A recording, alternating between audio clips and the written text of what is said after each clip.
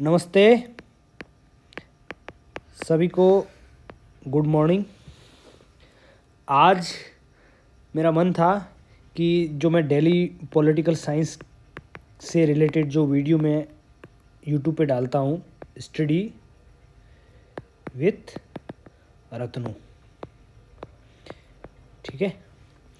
तो अब मैं चाहता हूँ कि पॉलिटिकल साइंस का आपके जो वीडियो जो मेरे डालने का उद्देश्य ये है कि बहुत से स्टूडेंट क्या है जेआरएफ की तैयारी करते हैं, और जेआरएफ आपको पता है कि आपको एक इकोनॉमिक मतलब आर्थिक का एक बहुत बड़ा रोल होता है। आपको पता है ना, आजकल हिस्ट्री में भी जैसे मार्क्सिस्ट हिस्ट्री है वो आर्थिक फैक्टर को लेता है, वो पॉलिटिकल साइंस का बेस है, ठीक है।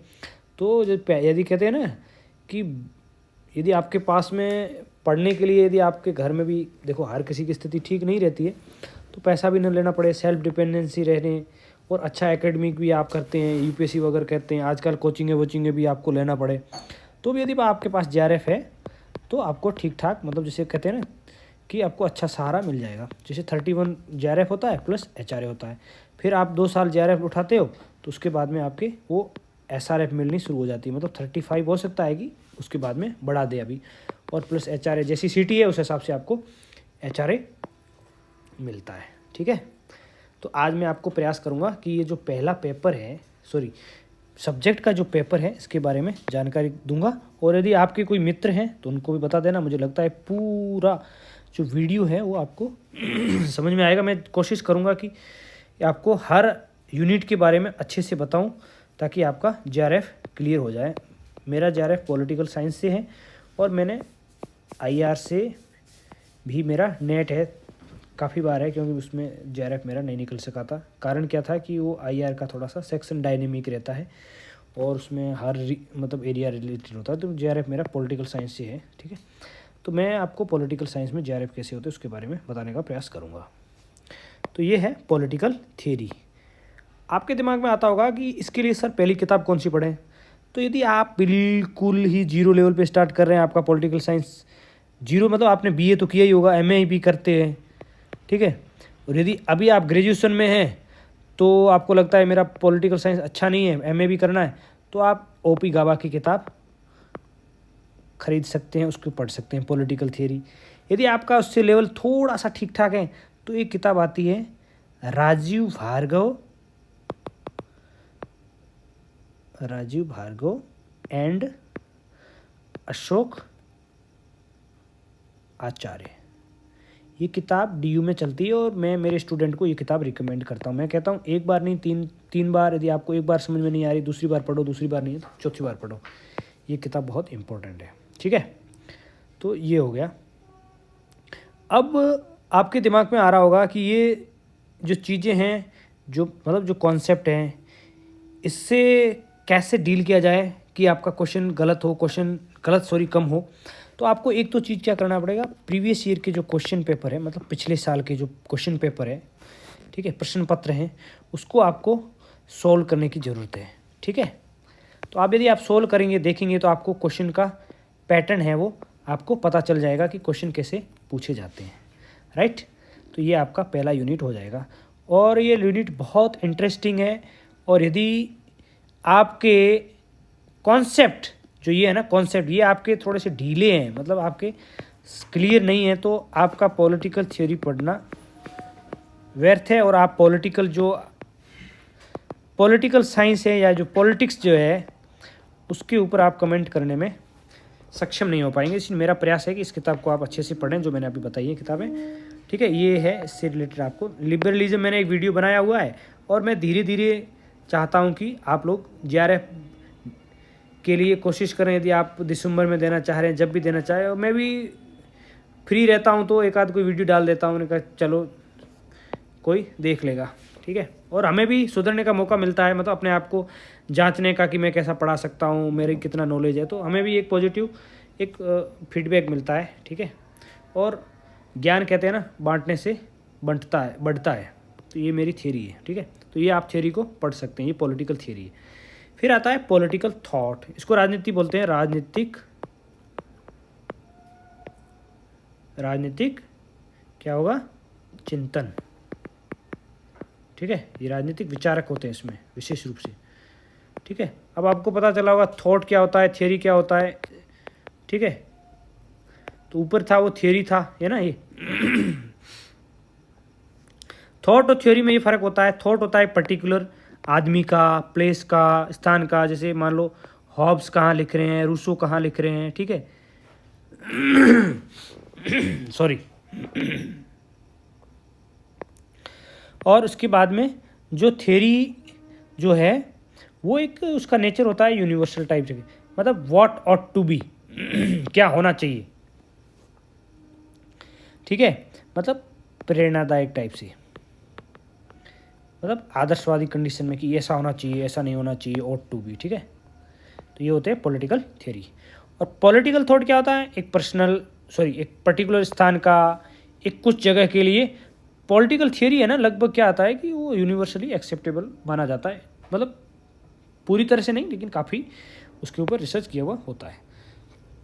तो आप देख सकते हैं कन्फ्यूशियस, प्लेटो, अरिस्टोटल, इसको मैं थोड़ा सा हटा देता हूँ। ठीक है, तो ये प्लेटो, ये पॉलिटिकल थियरी के बहुत बड़े विचारक हैं, प्लेटो और अरिस्टो। ठीक है, ये क्या है, वेस्टर्न थिंकर है, इसको बोलते हैं पाश्चात्य राजनीतिक विचारक। ठीक है, तो पाश्चात्य राजनीतिक विचार से राजनीति का उदय माना जाता है। ठीक है, फिर आते हैं मैकियावेली। ये मिडिवल को और एंशिएंट को जोड़ने वाले हैं। ठीक है, ये काफ़ी विद्वान थे मैकियावेली। ठीक है, इन्होंने एक प्रिंस किताब लिखी। फिर है हॉब्स, लॉक, रूसो, फिर हीगल है। इन तीनों को साथ में पढ़ा जाता है क्योंकि ये सोशल कॉन्ट्रैक्ट थ्योरी देते हैं, क्योंकि इनके फोकस में ना इंडिविजुअल रहता है। ठीक है, ये आपने पढ़ा होगा क्योंकि आप लोग देख रहे हैं वीडियो, तो नो डाउट आपको इनके बारे में जानकारी होगी। ठीक है, नहीं होगी तो आप मुझे इस इनबॉक्स में लिख देना कि इसके ऊपर एक वीडियो बना देना, मैं बना दूंगा। ठीक है, ताकि आपको अच्छा लगेगा और मेरा भी अच्छा रिवीजन हो जाएगा। ठीक है, फिर ये John Stuart Mill, Karl Marx, Gramsci, ये दोनों ही मार्क्सिस्ट थिंकर है। मार्क्सिस्ट है, इसने मार्क्स को थोड़ा सा सुधार करके किया है। इसके ऊपर मैं एक वीडियो बनाऊंगा ग्रामसी के ऊपर। और मेरा ये मार्क्सिस्ट में ग्रामसी को मैं काफ़ी अच्छा मानता हूँ, और उसने मार्क्स को एक नए तरीके से इंटरप्रेट किया। अन्ना आरेंट, ये है ना, फ्रेंड्स फेनोन, ये क्या अफ्रीकन थे, इन्होंने क्या किया, ब्लैक वाले उसके ऊपर अच्छा सा काम किया है कि कॉलोनियलिज्म केवल कॉलोनियलिज्म इकोनॉमी से रिलेटेड नहीं है, इसमें एक एथनिक और रेस रिलेटेड भी डिस्क्रिमिनेशन होता है। फिर आते हैं जॉन रॉल्स और ये माओ, ये चाइना वाले। ठीक है, ये चीन के हैं। जो जॉन रॉल्स है ना, बहुत बड़े विद्वान थे, पता है।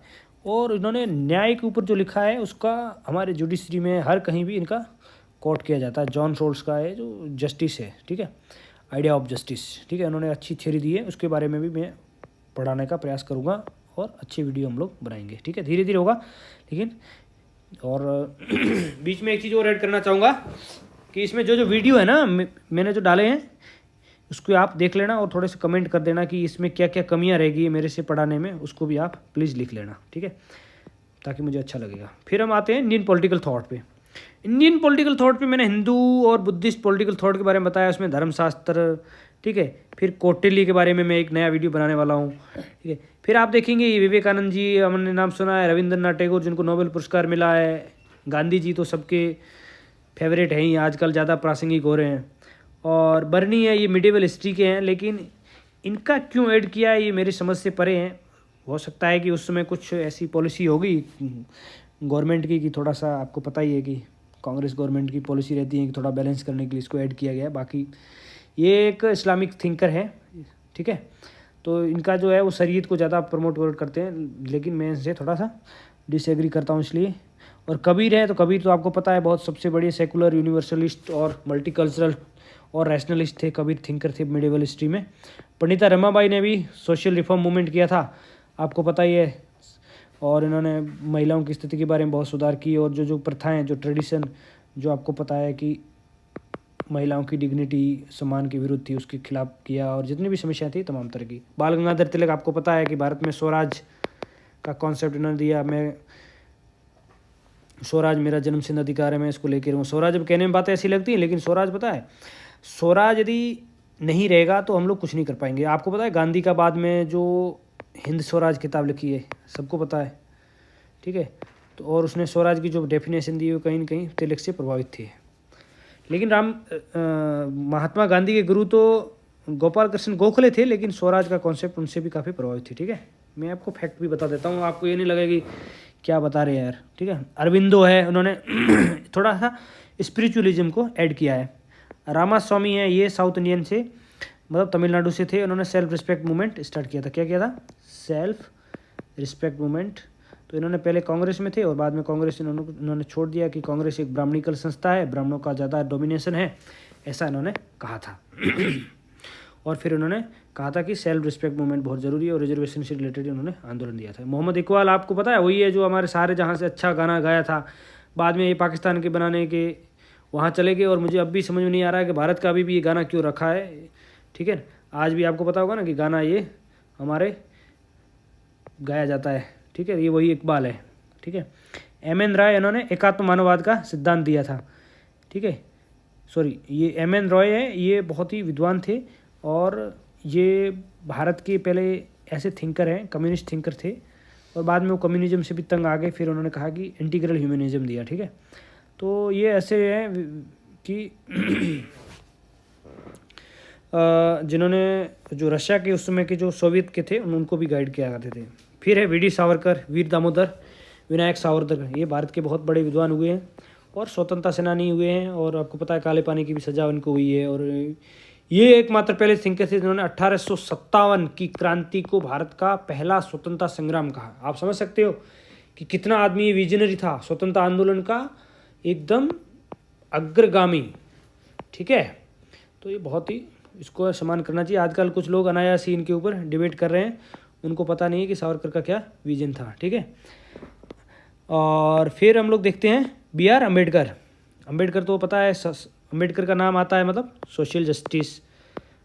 आजकल जो सोशल जस्टिस का जो नारा लगाया जाता है, जैसे मैं JNU में पढ़ता था, यहाँ पे सामाजिक न्याय की ज़्यादा बात होती थी। तो सामाजिक न्याय मतलब अम्बेडकर से इनका पर्यायवाची समझा जाता है। नेहरू जी पता है कि मॉडर्न इंडिया के मेकर। तो उन्होंने आज जो भी हम चीज़ें देख रहे हैं, तो नेहरू जी काफ़ी विजनरी थे। कुछ फॉरेन पॉलिसी रिलेटेड इनकी क्रिटिसाइज़ की जाती है, लेकिन उस पर हम चर्चा नहीं करेंगे। लेकिन उनकी जो विशेषता हैं, जो उनकी थिंकिंग थी, जैसे आपने पढ़ा होगा नॉन अलाइनमेंट में। और नेहरू जी के विचार देखेंगे कि उन्होंने क्या क्या किताबें लिखी, जैसे डिस्कवरी ऑफ इंडिया और ऐसे तमाम तरह के थे। वो डिसेंट्रलाइजेशन पे क्या उनकी पॉलिसी थी, डेमोक्रेसी को वो कैसे देखते थे, ये सब चीज़ें हम लोग अलग अलग लेक्चर में देखेंगे। और मैं कोशिश करूँगा कि नेक्स्ट वीडियो है वो इंडियन पॉलिटिकल थॉट से शुरू करूँगा, कौटिल्य से, फिर उसके बाद कौटिल्य, फिर एक स्वामी विवेकानंद, फिर बाल गंगाधर, जैसे जैसे आप लोग डिमांड करेंगे उसके अकॉर्डिंग मैं अपलोड करने का प्रयास करूँगा, ठीक है। फिर दीनदयाल उपाध्याय आपको पता ही है कि अभी काफ़ी इनके ऊपर रिसर्च हो रहा है, क्योंकि इनकी जो पहले से ही जो किताबें थी वो पब्लिक में नहीं आ पाई थी। अब क्या है कि गवर्नमेंट भी चाह रही है कि ऐसे जो महापुरुष हैं जिन्होंने वास्तव में इस देश के लिए अच्छा काम किया है, उनका रिगार्ड, उनका सम्मान होना चाहिए। राम मनोहर लोहिया वो नेता है 1976 में, आपको पता है कि इमरजेंसी मूवमेंट हुआ था, उसको उन्होंने लीड किया था, ठीक है। वो जयप्रकाश नारायण थे। राम मनोहर लोहिया ने स्वराज की बात की थी, 4th पिलर वाला कहा था। ये यूपी में थे, समाजवादी थे, बहुत बढ़िया लीडर थे, ठीक है। तो ये जैसे आजकल समाजवादी पार्टी है, इनके आइकन है। और तो ये राम मनोहर लोहिया वो शख्सियत थी जिन्होंने भारत में बहुत बढ़िया एक आदर्शवादी और लोकतांत्रिक जो है ना उनका स्थापित किया, ठीक है। अब हम बात करते हैं कंपेरेटिव पॉलिटिकल एनालिसिस, इसको बोलते हैं तुलनात्मक राजनीति। अच्छा, एक चीज़ जो थी आपके दिमाग में आ रहा होगा कि सर आपने किताबें तो रिकमेंड नहीं की, तो किताबों के बारे में बताऊंगा। पॉलिटिकल थॉट है, इसमें आपको किताब जो देखनी है, O.P. गाबा की किताब अच्छी है, बेसिक किताब है। O.P. गाबा के अलावा जो पॉलिटिकल थिंकर्स की किताबें हैं, यदि आप हिंदी में पढ़ना चाहते हैं तो एक J.P. सूद की किताबें आती हैं, उसमें काफ़ी चीज़ें हैं वो शॉर्ट फॉर्म में अच्छी फैक्चुअल दी हुई है। लेकिन एक किताब और है, किताब क्या है, नोट्स ही है। यदि आप UPSC की तैयारी कर रहे हैं तो सुब्रा रंजन करके एक कोचिंग इंस्टीट्यूट है, उसके अच्छे नोट्स हैं, मैंने भी पढ़े हैं, आप लोग भी पढ़ सकते हो, इन दोनों के लिए काम आ जाएंगे, ठीक है। और इसमें कुछ चीज़ें हैं जो मैं अपलोड कर रहा हूँ, जो आपके कुछ चीज़ें हैं वो आप विकीपीडिया से भी देख सकते हो। लेकिन विकीपीडिया वाला काम नहीं रहेगा, लेकिन मैं आपको स्ट्रांगली एक रिकमेंड करूँगा। मैं ये नहीं चाहता हूँ कि मेरी वीडियो देखो आप, या जो मैं बता रहा हूँ वही सही है, आप मेरा भी क्रॉस चेक कर सकते हैं। क्योंकि यदि मैं झूठ बोलूँगा तो आप कल नहीं तो परसों आपको लगेगा कि ये आदमी अपना YouTube चैनल चला रहा है, ठीक है, तो वो आपको भी अच्छा नहीं लगेगा, ठीक है। क्योंकि सच बहुत ज़रूरी होता है, सच सत्य है, जो ट्रुथ है वही भगवान है, ऐसा मैं मानता हूँ कि गांधी जी ने जो कहा है। ठीक है, तो हमारा जो अप्रोच है वो ट्रुथ के अराउंड है। ठीक है, सत्य से शुरू है, सत्य पर ख़त्म है। तो अब क्या है, कंपेरेटिव पॉलिटिकल एनालिसिस। तो ये भी किताब आपको देखोगे तो इसमें ओपी गाबा की किताब अच्छी आती है, बेसिक किताब है। और इसके अलावा कुछ एक थिंकर्स हैं कंपेरेटिव पॉलिटिकल्स के, कंपेरेटिव पॉलिटिकल, उसमें अलग अलग तरह के जो कुछ आर्टिकल्स हैं वो आपको देखने पड़ेंगे। ठीक है, इसमें भी मैं आपको वो नोट्स बताऊंगा कि सुब्रा रंजन के नोट्स भी अच्छे हैं, वो आप पढ़ सकते हैं। बाकी एक हिंदी में यदि आप पढ़ना चाहते हैं तो राजेश मिश्रा करके के उनके कंपाइलेशन है। एक मेरे पास है ना, एक पूरा पीडीएफ का एक कंपाइलेशन है, वो मैं चाहूँगा कि कुछ दिनों में यूट्यूब पे उस पर टेलीग्राम पे डाल दूँगा। टेलीग्राम पे मेरा चैनल है स्टडी विथ रत्नू, उसको आप लोग ज्वाइन कर सकते हैं। और ठीक है, ठीक है, अब हम लोग डिस्कशन करते हैं कंपेरेटिव पॉलिटिक्स के आगे के। ठीक है, इसमें जैसे आपने देखा होगा कि ये जो अप्रोच है ये आप इस किताबों से देख सकते हैं। कॉलोनियलिज्म, डीकोलोनाइजेशन, इसके ऊपर भी आप प्रीवियस ईयर के क्वेश्चन साथ में जरूर देखना। प्रीवियस की क्वेश्चन नहीं देखेंगे तो आप इसके साथ जस्टिस नहीं कर पाएंगे। ठीक है, अब स्टेट थ्योरी है, नेशनलिज्म है, ये ऐसे टॉपिक हैं कि इसके बारे में एक एक लेक्चर आपको देना मेरा फ़र्ज बनता है। और आप भी इसको थोड़ा सा यदि बेसिक जानकारी यदि आपको चाहिए तो आप एक साथ में कुछ किताबें हैं वो मतलब एक साथ जितनी भी हैं एक किताब में मिल जाएं, तो वैसी कोशिश करनी चाहिए जैसे मैंने आपको ऊपर बेसिक किताबें बताई है। ठीक है, एक राजेश मिश्रा करके जो मैंने बताई उसमें भी आती, लेकिन उसमें फैक्चुअल थोड़ा सा ठीक है, लेकिन क्या है कि कॉन्सेप्ट के बारे में ज़्यादा नहीं बताया गया। तो कभी कभी क्या है, आजकल यूजीसी वगैरह कॉन्सेप्ट पे क्वेश्चन ज़्यादा पूछती है, तो कॉन्सेप्ट बहुत क्लियर होना ज़रूरी है। ठीक है, डेमोक्रेटाइजेशन इसके ऊपर आर्टिकल्स भी हैं, उसको आप आराम से देख सकते हैं। स्ट्रक्चर ऑफ पावर आपको पता है, पावर एक बहुत डायनेमिक चीज़ है, पावर किस तरह की है इसके बारे में। और जो एलिटिज़म थ्योरी है, पावर एलिट है, उसके मॉस्का उग्रेंस, ठीक है, मील्स वगैरह उसकी थ्योरी है। तो ये थ्योरी पॉलिटिकल थ्योरी में भी है और इसमें कंपेरेटिव पॉलिटिक्स में भी है, उसको आप ठीक से पढ़ सकते हैं। फिर आईआर मेरा स्पेशलाइजेशन है। तो आईआर में ये मैंने कोशिश किया हूँ, रियलिज़म के बाद में ये नियो रियलिज़म, ये आइडियल लिबरलिज्म, इसके ऊपर वीडियो डाले हूँ। ठीक है, उसके थिंकर्स के बारे में। अब स्ट्रक्चरल मार्क्सिज्म के बारे में डालने वाला हूँ, ये मैंने वीडियो डाल दिया है, ये भी डाल दिया है, मतलब न्यू लिबरल और न्यू रियलिज़म। फिर अब मैं कोशिश करूँगा कि धीरे धीरे आपको ये सब बता दूँ। ठीक है, तो ये आईआर से रिलेटेड आपको एक किताब है ग्लोबलाइजेशन ऑफ पॉलिटिक्स, एक डी स्मिथ करके है, विद्वान है, बहुत बढ़िया किताब है, इसके बारे में आप लोग पढ़ सकते हैं। ठीक है, ग्लोबलाइजेशन पे। ठीक है, ग्लोबल पढ़, या फिर एक एंड्रयू एहुड की किताब है, वो आप किसी में भी, ये भी मैं बताना भूल गया था, एंड्रयू एहुड की किताब भी अच्छी किताब है, उसको आप पढ़ सकते हैं। ठीक है, ये काफ़ी आपके लिए हेल्पफुल रहेगी पॉलिटिकल साइंस की जीआरएफ निकालने के लिए। ठीक है, फिर एक कॉन्सेप्ट, ये state power, sovereignty, security, traditional, non traditional, ये सब चीज़ें जो है आईआर से रिलेटेड उस किताब में मिल जाएगी। पॉलिटिक्स ऑफ ग्लोबलाइजेशन ये किसकी है, उसकी किताब है डी स्मिथ की। ठीक है, यूनाइटेड नेशन में क्वेश्चन पूछे जाते हैं कि यूनाइटेड नेशन के आजकल क्या है कि रेजोल्यूशन किससे क्या है। फिर यूनाइटेड नेशन के पूछा जाता है कि इसके जो ऑर्गन्स हैं, जैसे सिक्योरिटी काउंसिल है, उसमें किसने वीटो है, कब लागू हुआ, क्या है, कैसे हैं, भारत कितना मेंबरशिप है, ऐसे नॉर्मल क्वेश्चन पूछे जाते हैं। अब मैं बात करता हूँ ग्लोबलाइजेशन अपने आप में बहुत बड़ा टॉपिक है, इसको भी उस किताब में अच्छे से बताया गया। एक तपन बिस्वाल की करके किताब है, उसमें भी कुछ हद तक ग्लोबलाइजेशन के ऊपर चैप्टर है, उसको आप आराम से देख सकते हैं। और G20 वगैरह इसको आप बेसिक है ना उसके ऊपर देख सकते हैं जैसे विकीपीडिया से, लेकिन उसमें भी आपको क्वेश्चन नहीं मिलेगा, लेकिन क्वेश्चन का फॉर्मेट आपको देखना है तो पहले क्वेश्चन पेपर प्रीवियस ईयर के देख लेना। ये जो है ना अफ्रीकन यूनियन, ये रीजनल ऑर्गेनाइजेशन, ये भी आप थोड़ा सा करंट अपडेट रखना और इसके बारे में बेसिक जानकारी रख लेना, कौन से मेंबर कहाँ पे हैं, थोड़ा सा गूगल मैप को भी ध्यान में रखते हुए करना है। फिर देखना चैलेंजेज में ये जो है ये कोई बड़ा इशू नहीं है, ये करंट अफेयर्स का ही इशू है। करंट अफेयर यदि आपका अच्छा है करंट तो आप इसको कर सकते हैं। और बाकी थोड़ा सा इसमें क्या है, जैसे आइडेंटिटी, पॉलिटिक्स, कल्चर, इसके ऊपर मेरे पास 2-3 अच्छे है मटेरियल है, वो मैं आपको अपने टेलीग्राम चैनल पे डाल दूंगा ताकि आप उसको डाउनलोड करके और उसको पढ़ लेना, नोट्स बना लेना। ठीक है, और मैं नोट्स का इसलिए कह रहा हूँ कि जितना भी आप पढ़ते हैं मान लो आपने 50 पेज पढ़े, 50 पेज पढ़े, लेकिन उसको क्या है कि 2-3 पेज में लिख दो, ताकि क्या है कि आप जब बार बार दूसरा पढ़ोगे तो आपके दिमाग में आएगा यार हाँ ये तो चीज़ें पढ़ी हुई है। तो इसलिए कि थोड़ा सा नोट्स पेन चलती रहनी चाहिए, ठीक है, दिमाग तो आपका चलता ही रहता है, ठीक है। और India foreign policy, Indians foreign policy एक ऐसी चीज़ है, कोई किसी भी देश की फॉरेन पॉलिसी हो वो बहुत ही थोड़ा सा चेंजिंग होती रहती है। मतलब जैसे नए नए इशू आ गए तो उसमें नए दोस्त बन गए, जैसे अमेरिका बन गया अभी अच्छा चल रहा है, फिर रशिया के साथ चाइना का नेक्स्ट थोड़ा ज़्यादा चल रहा है। जैसे आजकल क्या है, रशिया, चाइना और इधर ये सऊदी और ईरान का अभी राजीपा हो गया है ना, राजीनामा हो गया ना। तो इससे क्या है कि नया पॉलिटिकल एक डायनेमिक्स हो गया। तो आपको फॉरेन पॉलिसी जो इंडिया की है, जो इंडिया आजकल किसके साथ है, यूएसए के साथ है। इंडिया ने किसको साथ में लिया है, एक जापान है, दूसरा कौन है, ऑस्ट्रेलिया भी आ रहा है। तो ये लोग क्या कर रहे हैं, एक इंडो पैसिफिक करके फॉरेन पॉलिसी हमने चल रहा है आजकल, रिसर्च का बहुत ही अच्छा टॉपिक है इंडो पैसिफिक।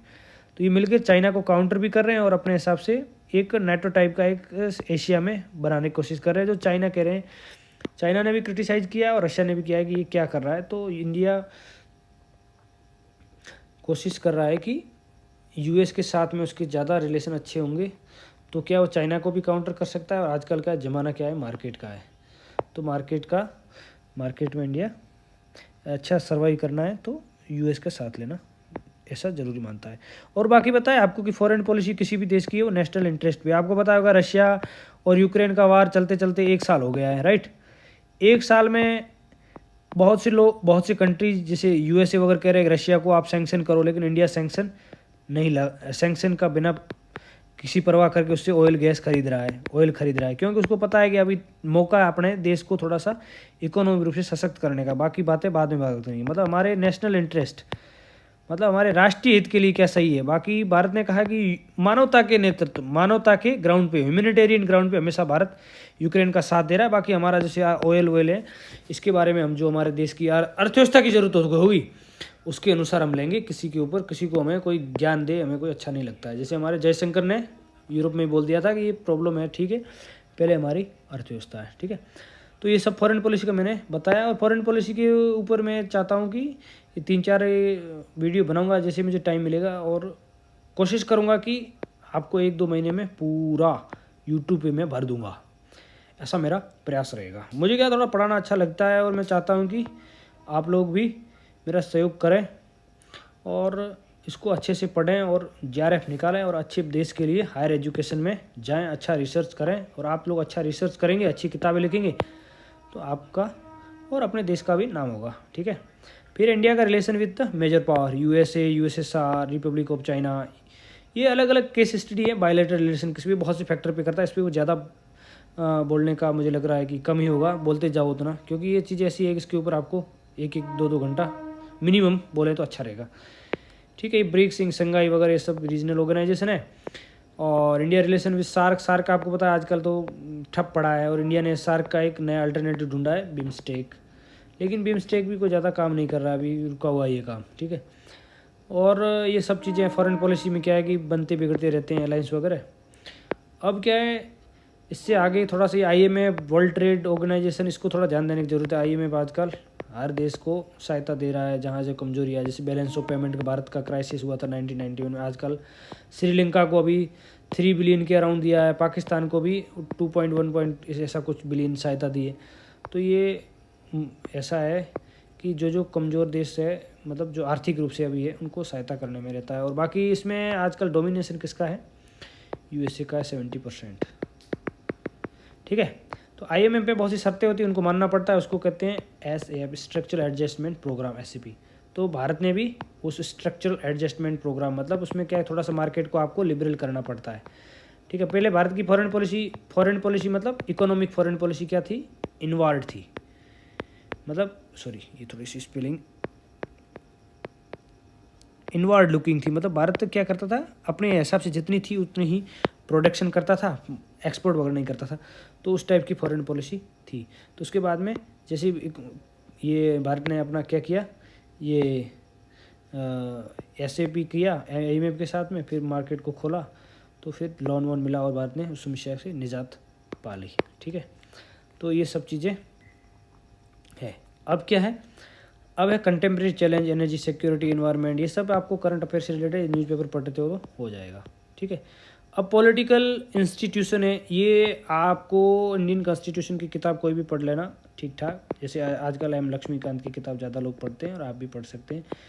और इसके साथ में यदि आपको बेयर एक्ट में तो केवल आर्टिकल से रिलेटेड जो जानकारी है बेयर एक्ट, ठीक है, तो वो बेयर एक्ट से आप इंडियन कॉन्स्टिट्यूशन के जो आर्टिकल है वो देख सकते हैं। जैसे ये जो है ना, मैंने भी कुछ वीडियो डाले हैं, जिसमें भी अभी और डालने का प्रयास करते हैं। अभी मेरा ये चैनल ऐसे ही बैठे बैठे एक बार लगा कि यार कुछ हम भी करते हैं, बैठे बैठे क्या करें, ताकि कुछ लोग देखेंगे तो उनको भी अच्छा लगेगा और हमें भी आपके देखने से थोड़ा मोटिवेशन मिलता है कि देखो हम लोग कितना पढ़ाते हैं। ये बेसिक स्ट्रक्चर, डिबेट वगैरह ये सब इसको हम कवर करेंगे, है ना।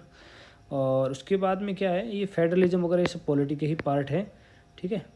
और फिर इसके बाद में जैसे सुप्रीम कोर्ट, ये सब पॉलिटी के हैं, तो उसको मैंने बताया इस किताब से आप पढ़ सकते हैं। ठीक है। इसके ऊपर थोड़ा ध्यान देना, इससे क्वेश्चन थोड़े ज़्यादा पूछे जाते हैं लोकल गवर्नेंस से। लोकल गवर्नेंस में तो 73 और 74 अमेंडमेंट्स है, ठीक है। उसमें आपको पता पंचायत राज में कितनी कितनी पावर किसको दिया गया है।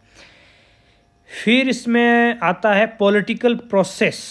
ये जो पेपर है ये बहुत ही स्कॉलरली है, इसके ऊपर जितनी किताबें पढ़े उसमें रजनी कोठारी वगैरह, सुदीप्तो कविराज की किताब है।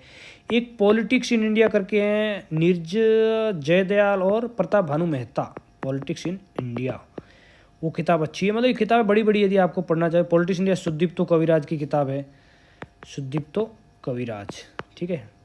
और इसके अलावा रजनी कोठारी की किताब है। और भी पॉलिटिकल साइंस की जो आप पिछले ईयर के क्वेश्चन पढ़ेंगे तो आपको समझ में आ जाएगा कि इसमें क्या क्या चीज़ें पढ़ी, जैसे जेंडर है, पॉलिटिक्स, इसके एक एक ऊपर आप बहुत अच्छे, जैसे सोशल मूवमेंट है, रिलीजन है, कास्ट के ऊपर रजनी कोठारी ने बहुत बढ़िया काम किया है। रिसर्च एकेडमी पर बहुत धांसू किया है इन्होंने, ठीक है।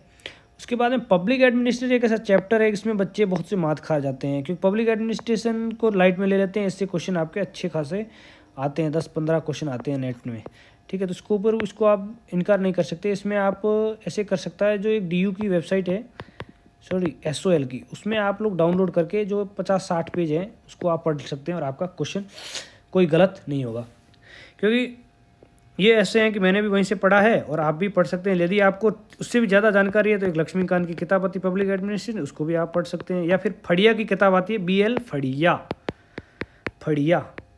फड़िया लिखते हैं, लेकिन हिंदी में फड़िया राजस्थान में है, तो फड़िया वो आप समझ सकते हो ना, हिंदी इंग्लिश का क्या फ़र्क रहता है, ठीक है। तो वो आप देख सकते हैं। और ये पब्लिक एडमिनिस्ट्रेशन से आपका कवर हो जाएगा और आपके क्वेश्चन इन दोनों पढ़ लेंगे, जिसमें आपका जितना पब्लिक एडमिनिस्ट्रेशन आपका अच्छा होगा उतना आपके JRF के चांस अच्छे रहते हैं, ठीक है। और फिर है गवर्नेंस पता है आपको कि गवर्नमेंट की जो पॉलिसी है उसका होता है, क्या होता है, गवर्नेंस होता है, उसको मैकेनिज्म जो देती है ना गवर्नमेंट की पॉलिसी को लागू करने के लिए। चाहे आपको पता है गुड गवर्नेंस में आजकल जो अभी वर्तमान सरकार है वो ज़्यादा ध्यान दे रही है कि कैसे भी करके लोगों तक सरकार की जो पॉलिसी है उसका फ़ायदा पहुंचा जाए। उसमें सिविल सोसाइटी जो भी है इंस्ट्रूमेंट है उसको यूज कैसे किया जाए, ठीक है। और ग्रास रूट मूवमेंट के जैसे पंचायत राज, आपको पता होगा कि BDO वगैरह होते हैं, विलेज डेवलपमेंट ऑफिसर, या फिर उससे ऊपर वाले BDO होते हैं, ब्लॉक डेवलपमेंट ऑफिसर, फिर डिस्ट्रिक्ट मजिस्ट्रेट, या फिर उनको अकाउंटेबल कैसा करना है उसके लिए RTI है, ठीक है, सिटीजन चार्टर है, ग्रीवेंसेस रिड्रेसल, मतलब ये सब चीज़ें हैं, लोकपाल, लोकायुक्त। और एक क्या है, कंज्यूमर प्रोटेक्शन, ये एक लोगों को जागरूक बनाने का प्रयास करते हैं। कंज्यूमर मतलब आपको लगता है कि कोई प्रोडक्ट सही नहीं है तो आप कंप्लेंट कर सकते हैं, और उस क्वालिटी से आपको कुछ प्रॉब्लम है तो आपको वापस से जो इफेक्टिव जो आपके रिस्पॉन्सिबल अथॉरिटी है वो आपको न्याय दे देंगे। तो ये आपका सिलेबस था और मैंने कोशिश किया कि आपको शॉर्ट में बताऊं, लेकिन मैं भी थोड़ा इमोशनल हो जाता हूं, कोई टॉपिक है उसको ज़्यादा एक्सप्लेन कर देता हूं, और ये आपको बताने का मैंने प्रयास किया है। और आपको अच्छा लगेगा। और स्टडी विथ रत्नू पे जितने वीडियो हैं उसको आप देखना और उसको कमेंट करना कि क्या इसमें गड़बड़ है, क्या सही है, क्या आपको अच्छा लगे। आपको मेरी ओर से ऑल द बेस्ट। मुझे पूरा विश्वास है कि आप लोग JRF निकालेंगे। जय हिंद।